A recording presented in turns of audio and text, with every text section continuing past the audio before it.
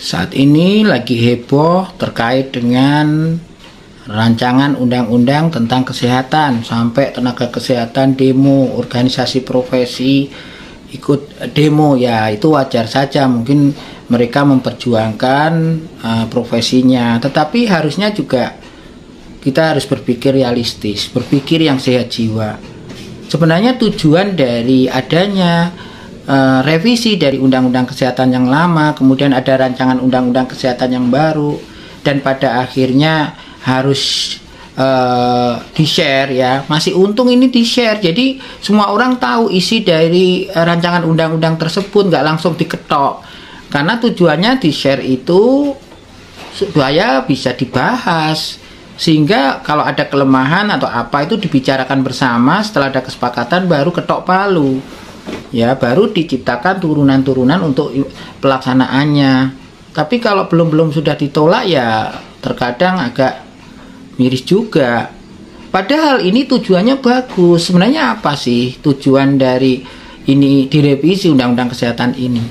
Nah, tentu untuk mendapatkan bahasan lebih lanjut, tentu versi saya ya, versi saya sebagai perawat yang bekerja di rumah sakit. Tentu harus dipikirkan lagi kenapa rancangan undang-undang kesehatan ini jadi ada, kan seperti itu. Nah, kemudian juga sebelumnya tolonglah like, komentar ya, serta subscribe yang belum subscribe ya. Nah, yang pertama adalah tujuan.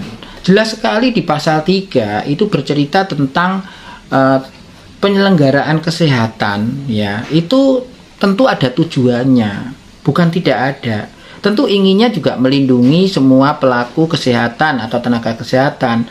Dan semuanya juga ingin melindungi hak dan kewajiban dari pasien dan masyarakat. Makanya perlu direvisi. Ya. Nah, yang pertama adalah meningkatkan pembudayaan masyarakat hidup sehat. Ini undang-undang kesehatan. Masa sih tenaga kesehatan nggak mendukung ya supaya masyarakatnya hidup sehat? Artinya apa, ini juga akan ditolak kan gitu? Tentu kan ya nggak logis. Mana ada tenaga kesehatan ingin masyarakatnya hidup tidak sehat, nambah beban pekerjaan, banyak yang sakit, banyak ke rumah sakit. Artinya apa? Ini kan sisi positif. Memang rancangan undang-undang kesehatan ini ada tujuan bagusnya untuk masyarakat supaya membudayakan hidup sehat. Yang kedua, meningkatkan akses dan mutu pelayanan kesehatan dan sumber daya kesehatan. Coba sekarang seandainya kita tenaga kesehatan tinggal di pelosok, kemudian untuk ke rumah sakit umum daerah aja jauhnya minta ampun. Sudah sampai sana nyewa mobil mahal, udah penuh dengan resiko, macet, tidak ada tempat tidur.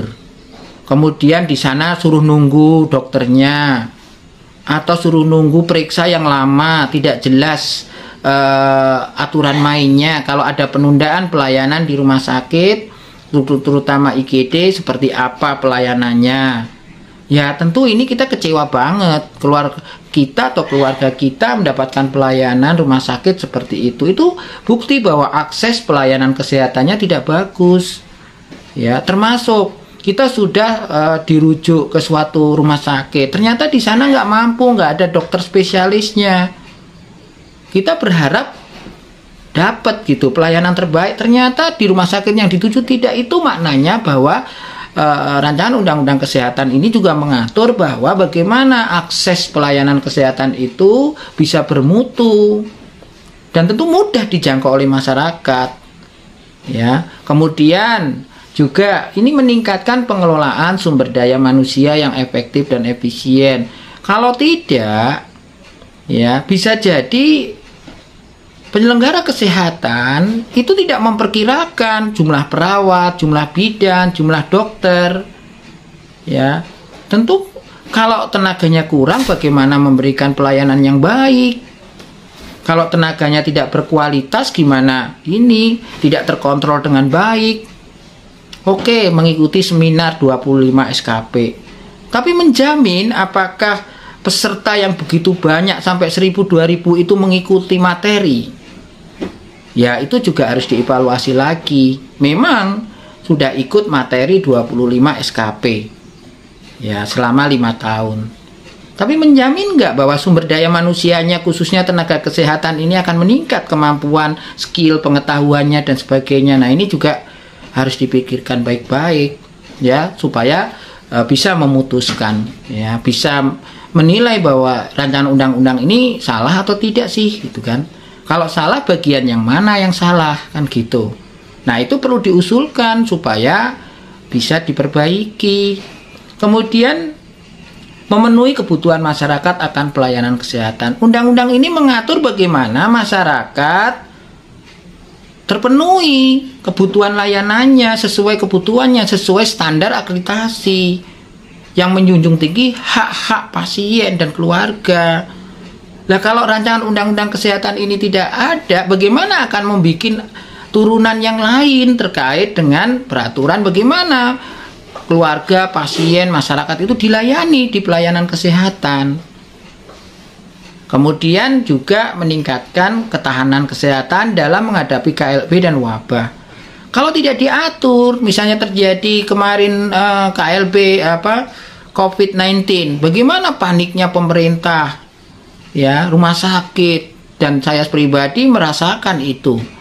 Bagaimana panik menyediakan SDM, sarana prasarana, tempat, kemudian alur pelayanan. Nah, kalau itu tidak diatur, terjadi lagi, maka korbannya akan semakin tambah lagi. Yang jadi korban siapa? Tidak hanya masyarakat, tentu tenaga kesehatan. Kemudian juga menjamin pendanaan dan selalu tersedia dan transparan, efektif dan efisien serta berkeadilan. Nah, di sini jelas sekali bahwa rancangan undang-undang kesehatan itu tujuannya mulia, bagus. Bagaimana pendanaan itu bisa terjadi secara transparan, efektif, efisien, adil. Tentu harus diatur. Kalau nggak diatur ya bisa saja terjadi penyelewengan, korupsi, ya. Nah, tentu bisa memanipulasi diagnosis supaya klaimnya lebih banyak, macam-macam. Makanya dengan rancangan undang-undang kesehatan ini harapannya tentu ini bisa dikendalikan, bisa dijamin pendanaannya itu selalu tersedia. Karena kalau tidak ada dana, anggaran untuk pelayanan bagaimana? Misalnya saja paling sederhana, ya, untuk mengukur tekanan darah saja sekarang pakai elektrik, pakai baterai. Kalau anggarannya nggak ada, mau beli baterai, siapa yang mau beli? Ya kan? Padahal itu penting buat pelayanan. Gara-gara baterainya habis, orang tidak bisa dikontrol tekanan darahnya. Akhirnya jaminan untuk pendanaan ini menjadi sangat penting sekali. Kemudian pengembangan dan pemanfaatan teknologi kesehatan yang berkelanjutan. Maksudnya apa? Tentu dengan rancangan undang-undang kesehatan ini, harapannya kita tidak sulit lagi mengakses pelayanan, bisa melalui telemedicine. Kita nggak harus ngantri di rumah sakit, daftar ke rumah sakit harus pagi-pagi, Pak, sampai ada yang antri sendal dan sebagainya. Lah ini kan untuk bisa datang awal, untuk bisa dilayani secara cepat. Nah, tapi kalau ada telemedicine ini kan enak ya, dan jarak antara tenaga medis dengan masyarakat, dengan pasien itu bisa diatasi dengan baik ya. Kemudian juga yang terpenting lagi nih, memberikan perlindungan dan kepastian hukum bagi pasien. Nah, sekarang begini, kalau orang mendapatkan pelayanan kesehatan, tenaga kesehatannya lalai, sampai akhirnya menimbulkan infeksi, akhirnya amputasi. Kemudian dia kehilangan kakinya atau kehilangan tangannya. Tenaga kesehatan yang terlibat dalam hal itu dan telah terbukti lalai, tidak dihukum, terus gimana gitu loh. Kalau itu seandainya keluarga kita atau kita sendiri, kira-kira protes nggak seperti itu? Maka rancangan undang-undang kesehatan ini sebenarnya bertujuan untuk melindungi pasien supaya ada kepastian hukum.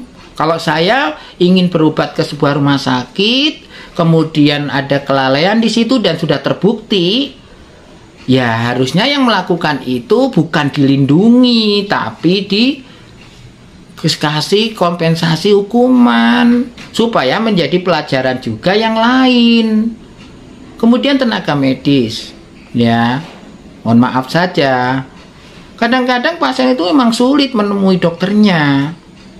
Ya memang ya mungkin pekerjaannya banyak atau rame pasiennya. Tapi kadang-kadang ketemu dokter 1 menit 2 menit aja udah seneng banget. Ya tidak semua dokter seperti itu.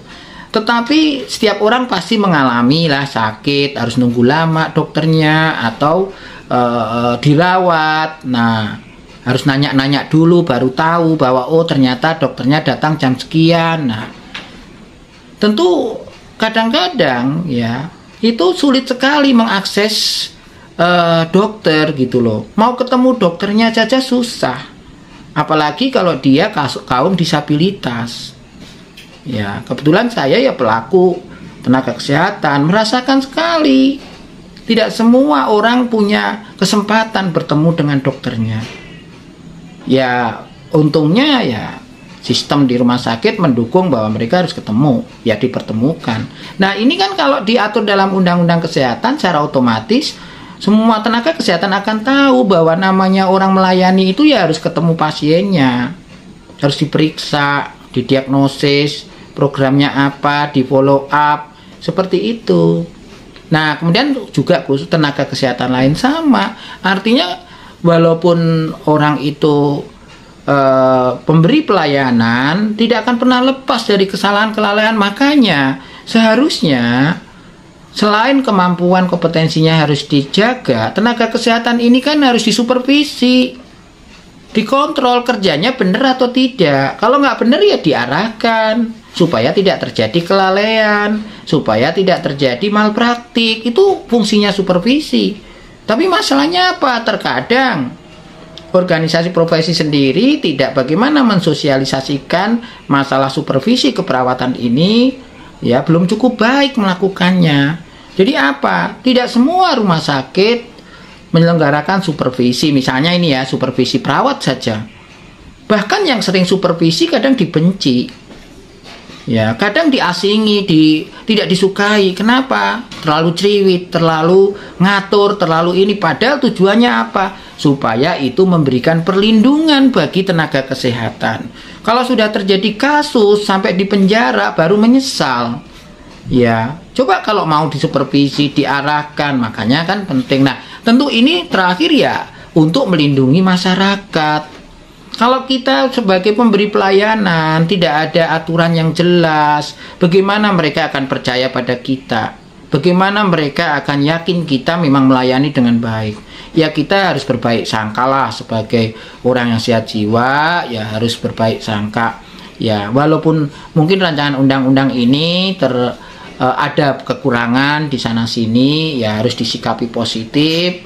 Secara orang yang sehat jiwa ya dibahas baik-baik, kasih masukan, digiring diikuti sampai akhirnya sesuai keinginan dari organisasi profesi. Ya itu sebaiknya yang bisa dilakukan. Tidak langsung menolak begitu saja karena banyak pasal yang menguntungkan masyarakat, pasien dan tenaga kesehatan. Nah, itu yang akan kita bahas berikutnya supaya masyarakat ini tahu apa sih isi dari rancangan undang-undang kesehatan ini kok sampai sebegitunya ditolak oleh organisasi profesi. Apakah benar itu buruk semua? Nah, seperti itu. Itu saja, semoga bermanfaat.